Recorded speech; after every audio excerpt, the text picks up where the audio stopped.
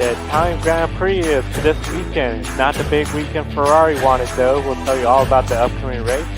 NASCAR Southern 500, the kickoff of the playoffs and throwback schemes. We'll be talking all about this race. And World Rally Championship is back after 5 months away. Welcome to Grid Live.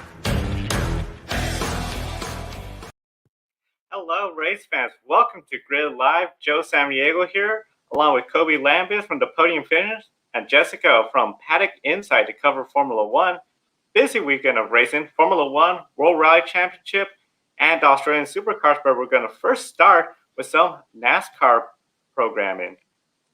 Yes, starting off is race one of the NASCAR Cup Series playoffs, starting with the Cookout Southern 500 at Darlington Raceway for NASCAR Throwback Weekend. And this is the first race in the round of 16, which consists of Darlington, Richmond, and Bristol. Wow, what a first round. Got three exciting tracks. Got Darlington and got two short tracks, Richmond and Bristol. Should be a very exciting first round of 16 to see who can secure their spot in the next round of 12. Darlington is always known as the track that's too tough to tame. Do you think a playoff driver is going to get a Darlington stripe? I do see at least one Darlington stripe on one playoff player. I mean, it's just inevitable. You got to run so close to the wall, especially turn 1 and 2, where it's a lot more narrow, much more treacherous. I do see it happening. You can't go there too wide. Somebody in the playoffs is going to get a stripe. Who will that be? It could be anybody. We've seen drivers going for the million back then when it was the Winston Million get the Darlington stripe, like Dale Jarrett had control of that race, got the stripe. So I wouldn't even be surprised if Kevin Harvick or Denny Hamlin were to get that stripe today. And it's funny you mentioned Kevin Harvick and Denny Hamlin because they're both 1-2 when it comes to best average finishes at Darlington among all active drivers. Both of those drivers won a race here earlier this year at Darlington. Kevin Harvick winning the Real Heroes 400, and NASCAR's returned to action for the first time since the shutdown happened because of the pandemic. And then Denny Hamlin won the midweek race. I believe it was the Toyota 500K race. Should the other playoff contenders be more concerned about Kevin Harvick and Denny Hamlin winning the Cookout Southern 500 or someone else in or out of the playoffs? Definitely. If I was Kyle Busch or Kurt Busch, somebody in the lower half not playoff, it almost works towards your advantage to see Kevin Harvick, Denny Hamlin win, because we're anticipating them to advance to the next round. They got the playoff points. They are looking strong. If somebody outside the playoffs win, well, it's still a good break for you. Nobody has to secure a spot in the next round. But if someone like Matt DiBenedetto or Clint Bowyer or somebody that's within that bottom four was to win a race, that's a big surprise, and that just makes your path to the playoffs a lot more harder. And it's going to make it really interesting. So, yeah, it would be, if you're like Kyle Busch, to see somebody like Kevin Harvick, Denny Hamlin will be a little bit of a benefit. But, of course, you're still going out there to try to win. Yeah, certainly. And I feel like Kevin Harvick and Denny Hamlin, as they have been so far this season, they're going to be contenders. But also, you can't count out like Kyle Busch, although he hasn't had the season that he's wanted. See if Kyle Busch can turn things around and get his first victory of 2020. And another driver I feel like we need to keep an eye on is Chase Elliott. Chase Elliott was in contention to win the midweek race that Denny Hamlin won back in May. But however, you remember the contact between Kyle Busch and Chase Elliott, which ended Chase Elliott's race, and then the rain came, and then it was just over. And it's gonna be interesting to see if Chase Elliott can find a way to get back up there and show that he can win at Darlington. And another show that's going on is the NASCAR Xfinity Series race is coming up soon at Darlington today. Within the next 90 minutes, it's going to be shown on NBC at 12:30 p.m. Eastern Time, 9 a.m. Pacific. And Justin Haley, last weekend's winner at Daytona, is starting on the pole, and alongside him is Chase Briscoe. And Chase Briscoe is looking for his second Darlington win of the year. You remember, and you think back in May was such an emotional victory after everything that happened with his wife Marissa, and also you remember he held off Kyle Busch in that fierce battle. And today, Chase Briscoe is not going to have to worry about Kyle Busch in the field, but he has one other Cup driver to worry about, and that's going to be Denny Hamlin, who's going to be driving the number 54 Joe Gibbs Racing Toyota Supra.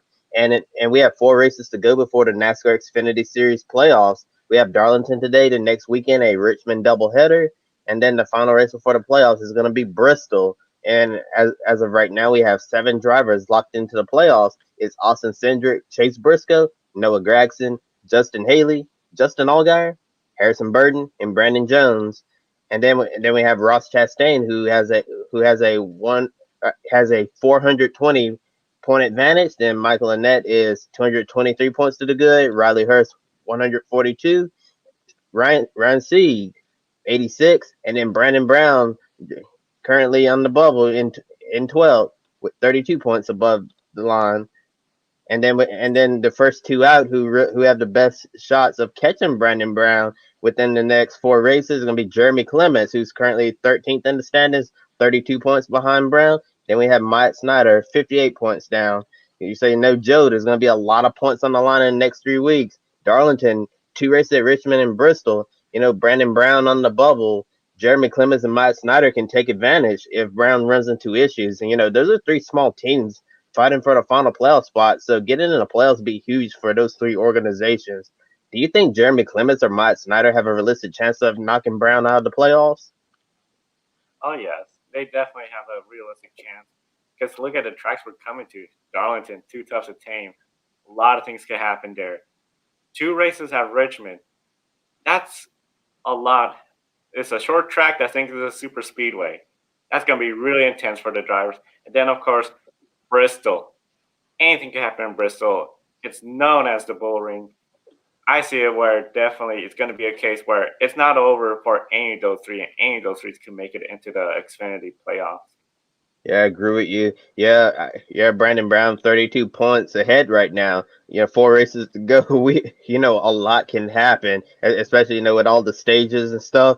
Brandon Brown, he could still make it into the playoffs, but if I'm him, I'm still a little worried. 32-point cushion. That's not a lot of breathing room. Yeah, Jeremy Clements could easily make that up if Brown has issues, and then Myatt Snyder's still in the mix as well. And even although that Ryan Sieg is 86 points ahead, I still wouldn't really be comfortable because in all honesty, Ryan Sieg should have more points because Sieg's program has been really good this year, but due to a lot of unfortunate circumstances, Ryan Sieg's had quite a share of races that were with a lot of bad luck. So I feel like that Sieg should have more of a cushion. So if I'm Ross Chastain, Michael Annett, and Riley Hurst, I'm actually feeling good about the next few weeks before we get to the playoffs, and we're certainly going to have more NASCAR coverage in the program later today. Now we're going to focus on IMSA, and yeah, it's definitely an action-packed Saturday afternoon with a lot of racing, not just Xfinity, but IMSA too.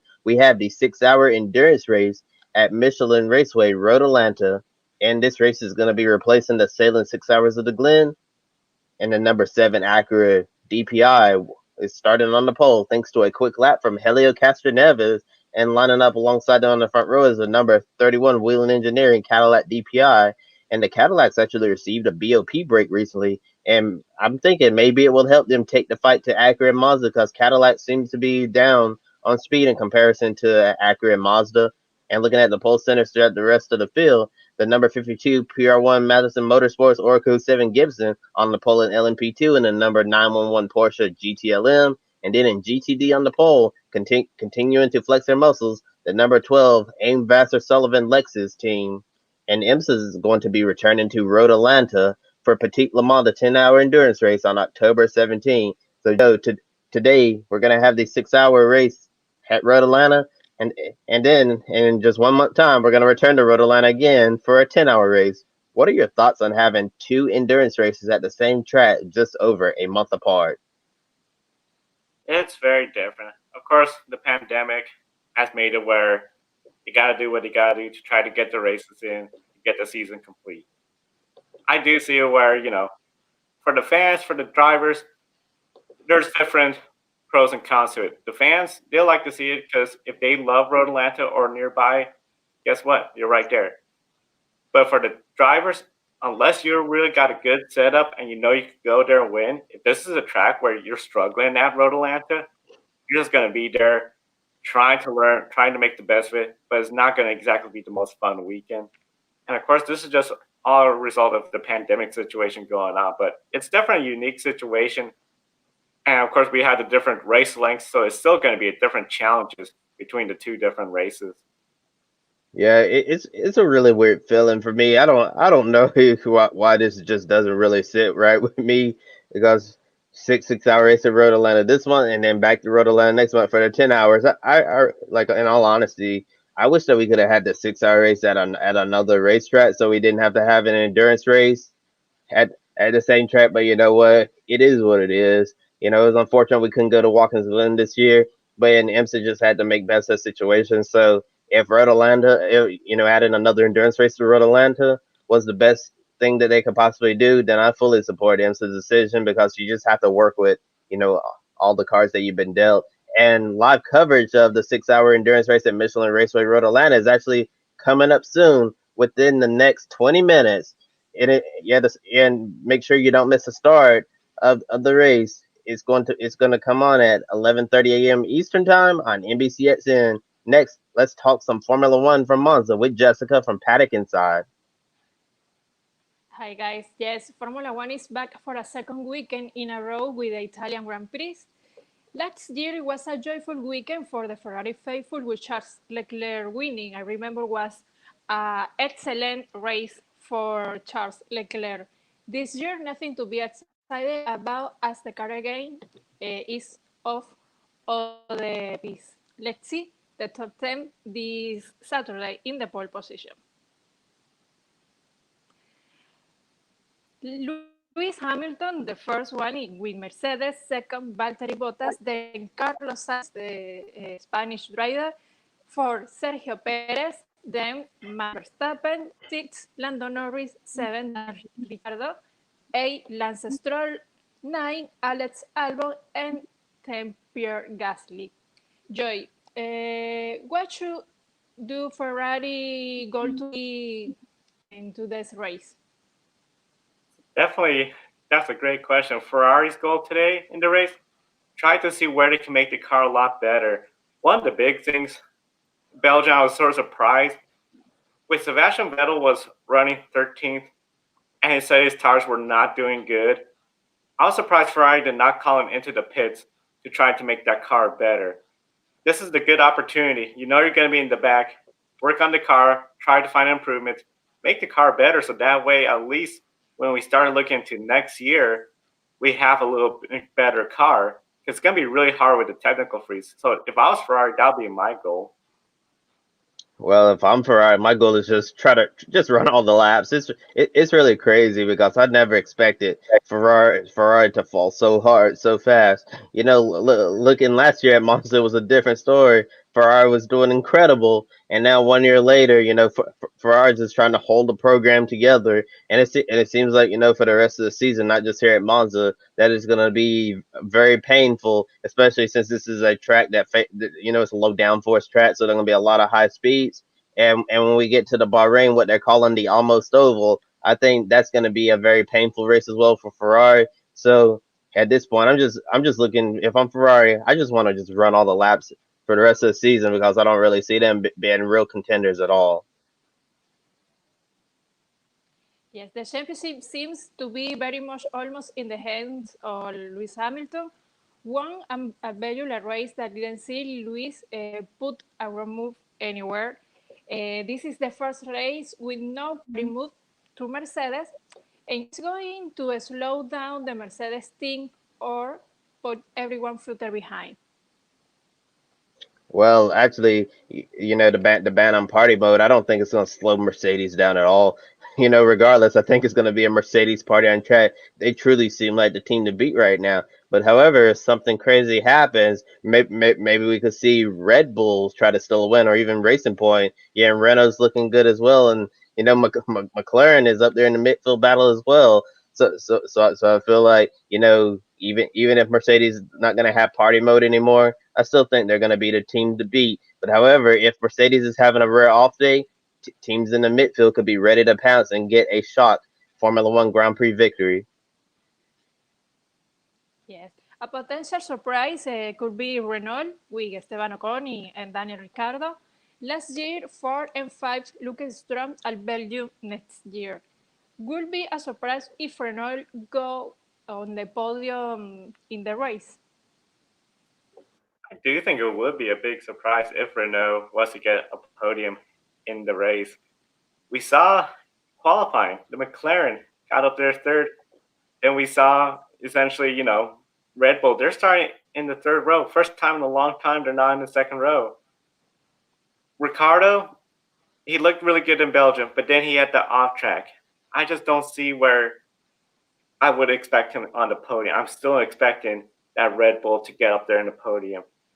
If Carlos Sainz has a really good day, I wouldn't be too surprised if he was on the podium because he just has to maintain his spot, hold off a fast Max Verstappen, but have a clean race. So I do think it would be a surprise if Ricardo was to get a podium.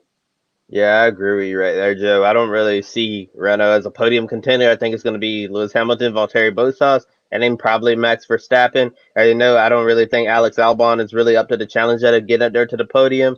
And Renault's actually been in the news lately because it's rumored next year that the Renault name might disappear and they might rebrand as Alpine. Yeah. Finally, there is McLaren Racing Point. Both of them are very close when it comes to speed. Which one of these two will have the highest finish car, McLaren or Racing Point?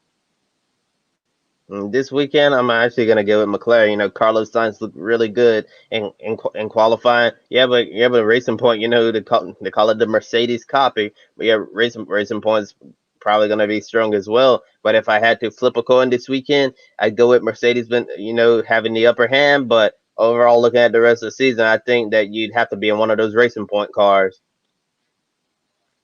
I think the McLaren has an advantage today. Sergio Perez, he got up there in qualifying. He could try to make a difference.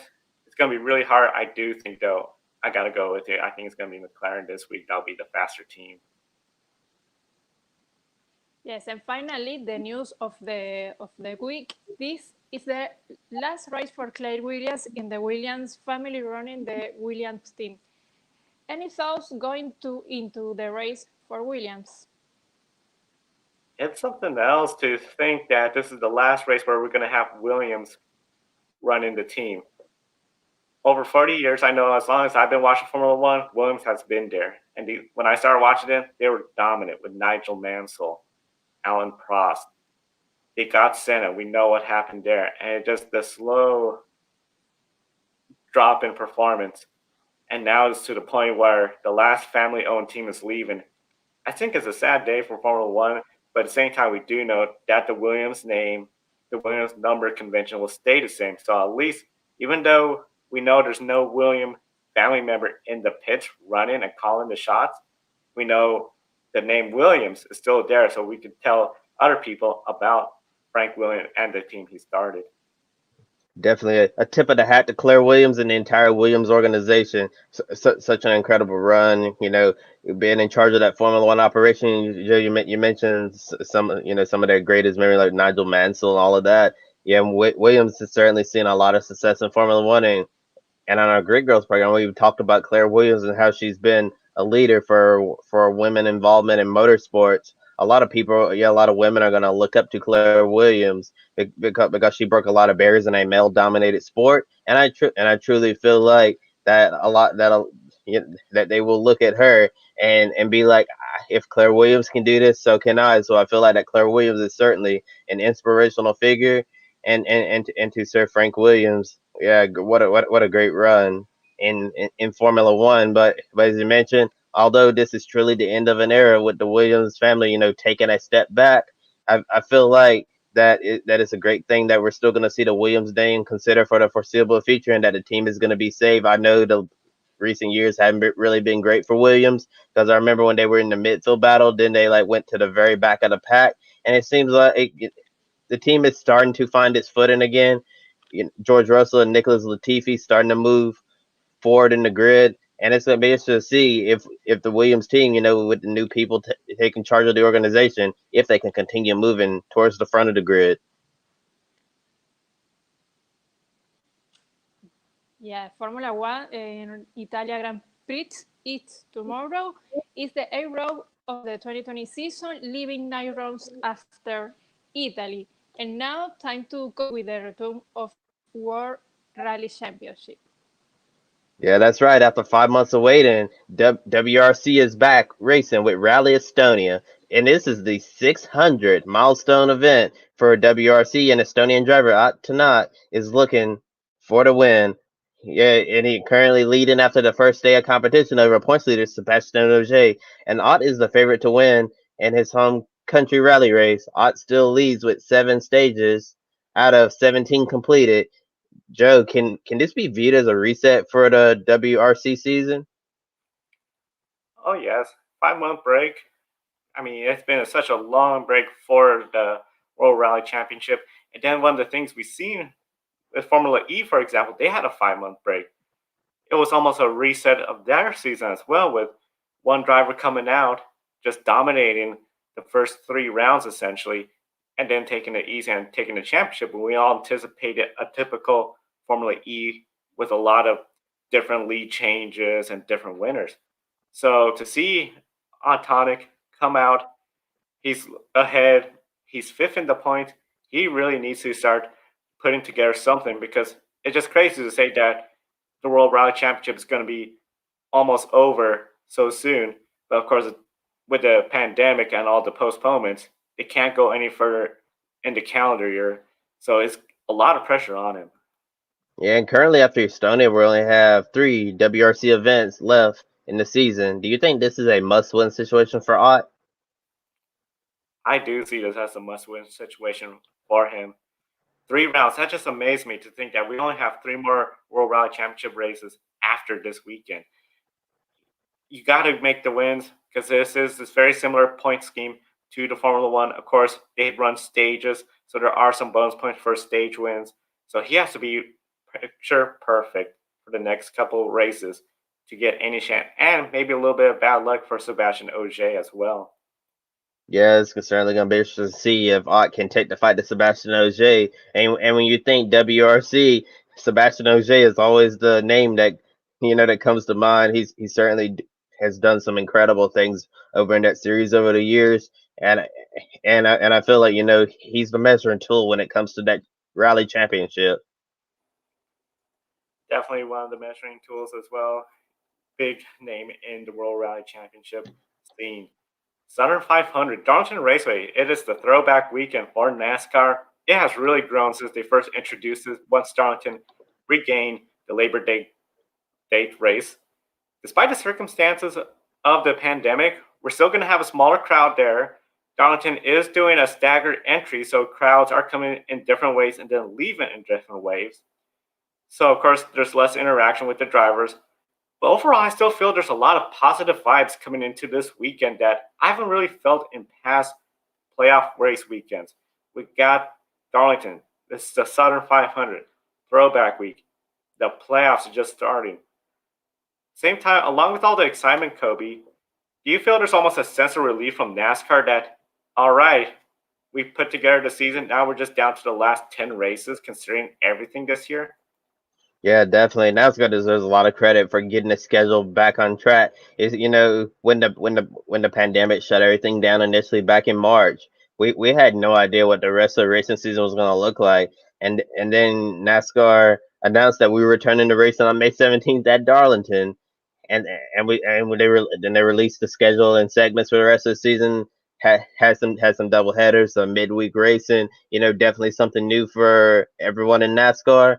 And I feel like after a long season, racing behind closed doors at certain tracks, having to wear face masks, and all of the different restrictions of not being able to have as much freedom as you would have during normal times. I feel like that this is definitely a sense of relief, because you only have 10 weeks to go of doing this, and then you get the break in the off season, and maybe in February, we'll get this virus more under control. Things will be a lot better. Probably by the time Daytona 500 rolls around, probably still going to be having some different restrictions, but maybe a lot better and a lot closer to being where we want to be moving forward. But definitely NASCAR deserves a lot of credit for getting the season back on track. now we're back. 10 races as scheduled, just like it was prior to the season. 10, 10 races, several Rams, and one champion. It's certainly going to be interesting to see who's going to be crowned champion when we after Phoenix is completed.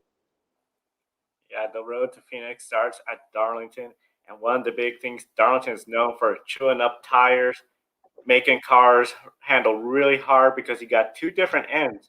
Darlington is egg shaped, so it's not like a mile and a half oval or any tri-oval or homestead where you have essentially equal ends, minus Texas, of course. So it's going to be really interesting to see how the teams approach this because it's a long race. 500 miles, 115 laps, stage 1 and 2. The final stage is 130 laps. And then, of course, the Darlington Stripe. Very easy to get. You're all running so close to the wall. And, of course, no practice, no qualifying.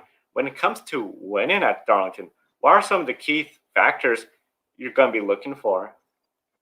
Oh yeah, you definitely want to stay out of trouble. Don't want to get too many Darlington stripes. And, these NASCAR Cup cars don't have the composite body like the Xfinity series, so they can't take quite the beat. And it's similar to the Xfinity cars. But hopefully when we get to the next gen car, that'll be a different story. But for now, you can't get up there and get into the wall so much, or it's certainly going to impact the performance of your car. And one of the biggest factors with the Southern 500, one of the longer races on the Cup Series schedule, you really have to pace yourself. It's not going to be like that 500-kilometer race that we had during the midweek that Denny Hamlin won earlier this year.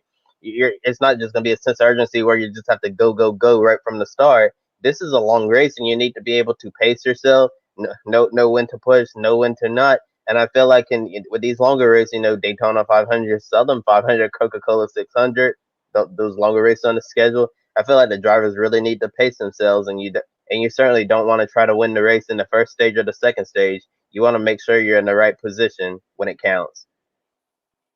Yeah, definitely great points when it comes to making a win. I know one of our viewers commented they think Denny Hamlin's going to win, which sort of leads to the next part, and that is the starting format.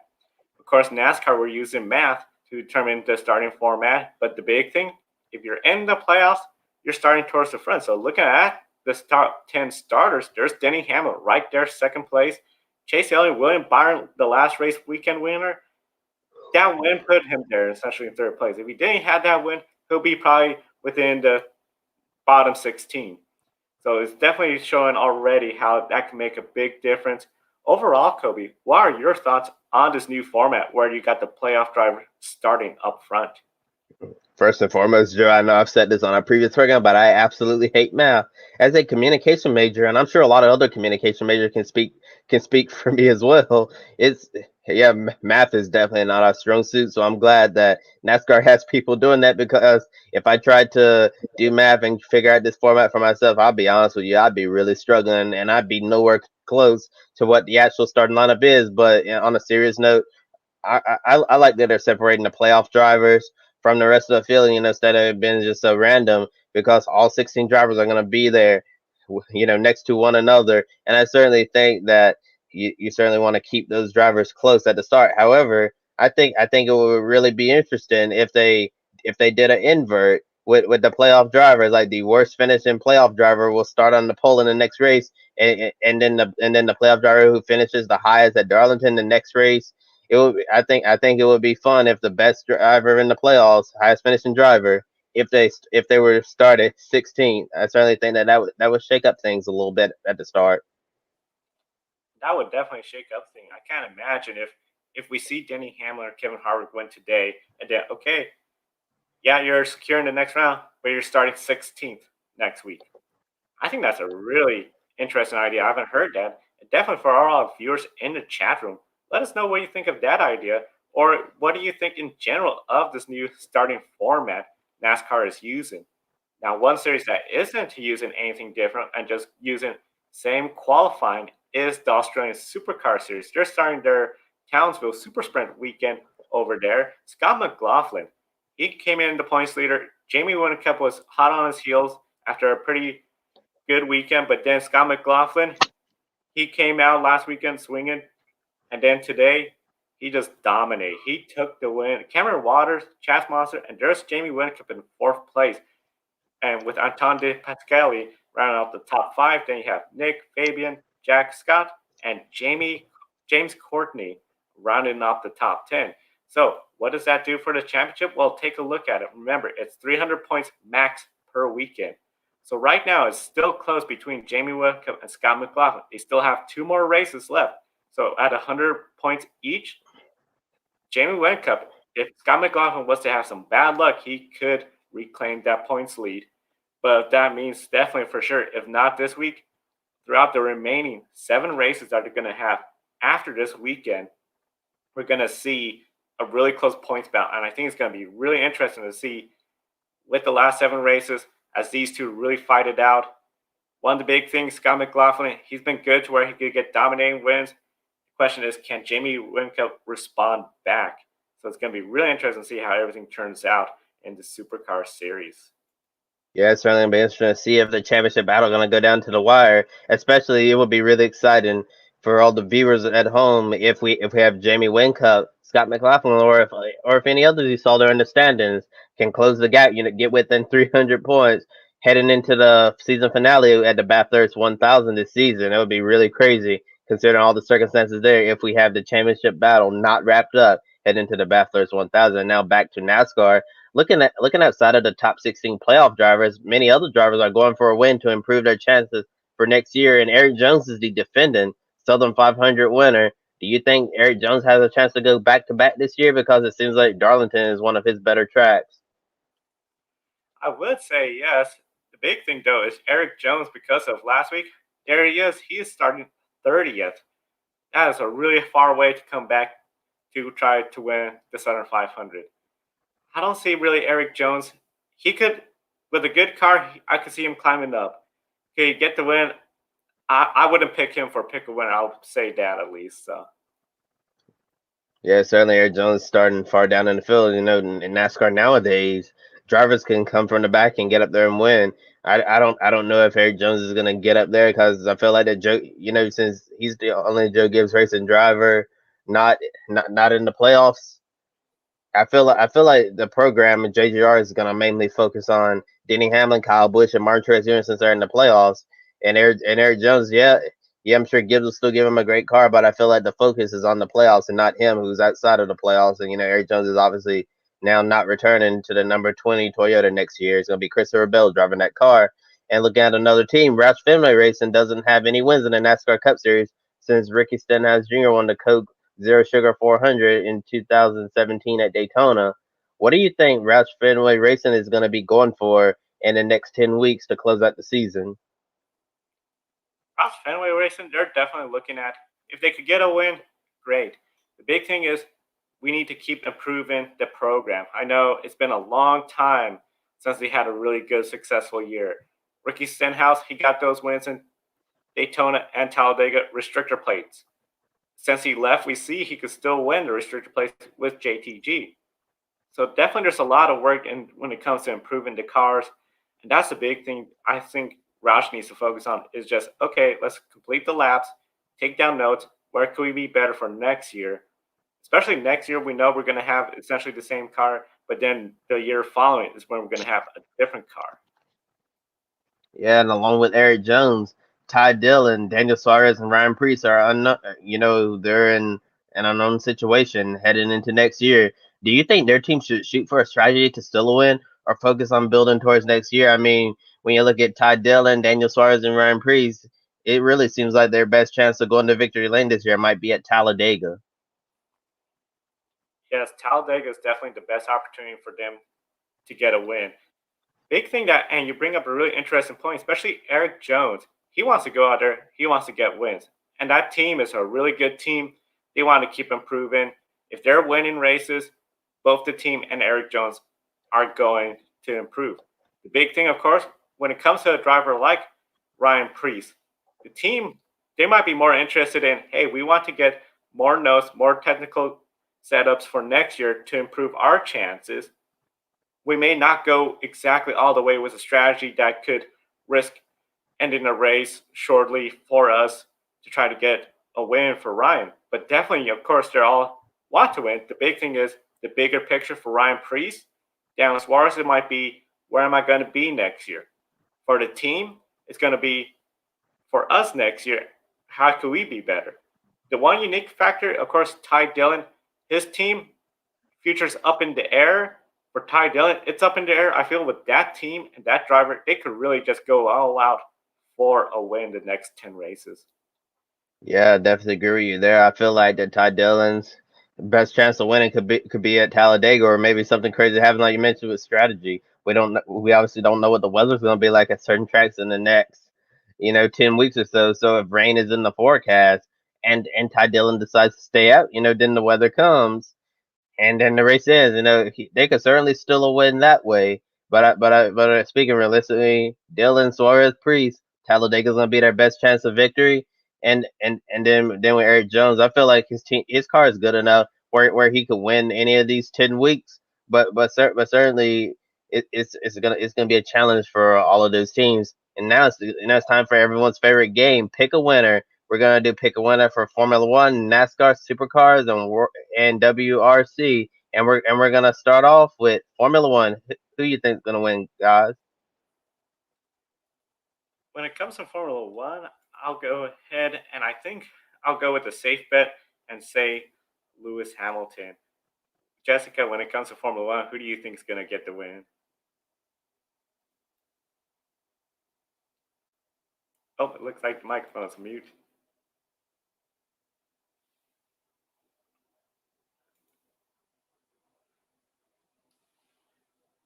Right. And Kobe, who do you? Well, Formula One, I'm looking at Lewis Hamilton. Yeah, definitely safe pick there. And then NASCAR Cookout Southern 500. Who's gonna win? When it comes to NASCAR, I definitely think it's going to be Denny Hamlin. Now, it looks like I think Jessica, looks like your microphone. Can you tell us again who do you think was going to win the Formula One race? Yes, Lewis Hamilton. Sure. He's in another league, Formula One, and it's a shot on the floor. Perfect. All right. Yeah, Go now ahead. my Southern 500 pick. Chase Elliott's gonna get the one that got away, and I feel like he's going to add this crown jewel race to his resume. And now the Australian Supercars, Joe, who's gonna win? With the two remaining races, I think it's going to be between Whincup and Scott McLaughlin. Scott McLaughlin dominated. I just don't see him going to do two in a row. I'm going to go with Whincup. And then I think for the final race, McLaughlin. For first race, I'm going with Scott McLaughlin, and then the race after that, I'm actually gonna go with Chaz Mostert. And next, WRC, Joe, who you got? World Rally Championship, I think Alconic got this. He's looking really good, really strong so far.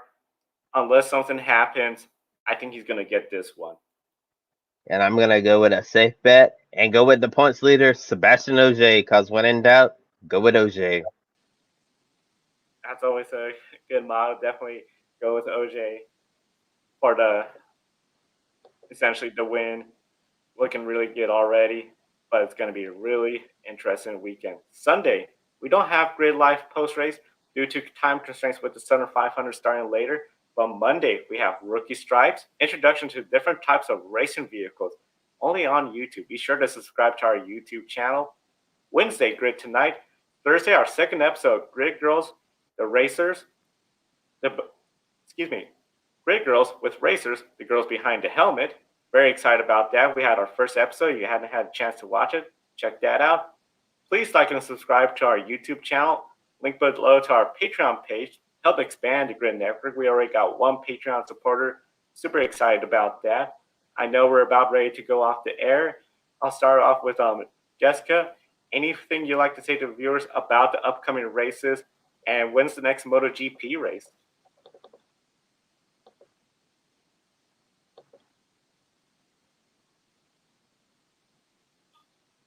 Yeah, thank you guys for the invitation, and see you the next week race.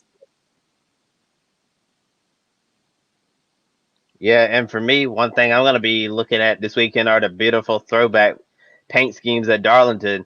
And there's just so many to choose from. You have Jimmy Johnson honoring the two other 7-time champions in the sport, with the top dedicated to Richard Petty, and then the size of the 48 and Earnhardt Black. Just so cool to see. And then you have Jimmy's teammates William Byron, Chase Elliott, Alex Bowman honoring some of Jimmy's most memorable paint schemes as well. And then just all throughout the field, there's a lot of great paint schemes. Like in the Xfinity series, I like that Brandon Jones number 19 throwback to Robert Huffman's Toyota from the days of the Goody Dash series. Just really cool.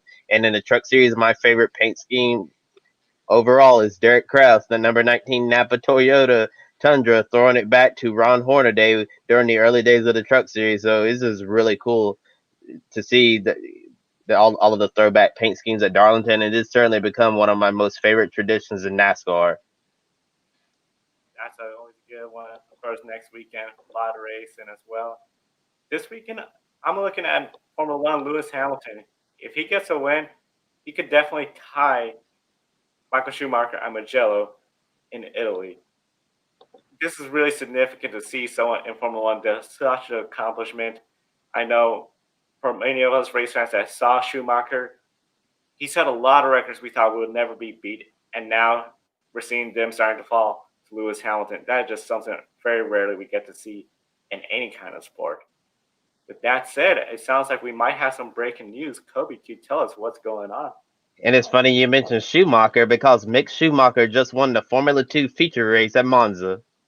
Oh, wow. So Mick Schumacher got a win in Monza. So that's a big accomplishment for him. Definitely, that's going to at least start getting the people talk about him in Formula One next year for sure. Thank you for that news update. For all our viewers, thank you for watching. Be sure to visit podiumfinish.net where Kobe is at. Paddock Insight for MotoGP. Jessica is right there. We'll put the link on our video description. Check out Paddock Insight on YouTube. You can see more of Jessica. And definitely be sure to follow the Grid Network. Thank you, everyone, for watching. Have a wonderful day. Enjoy all the races.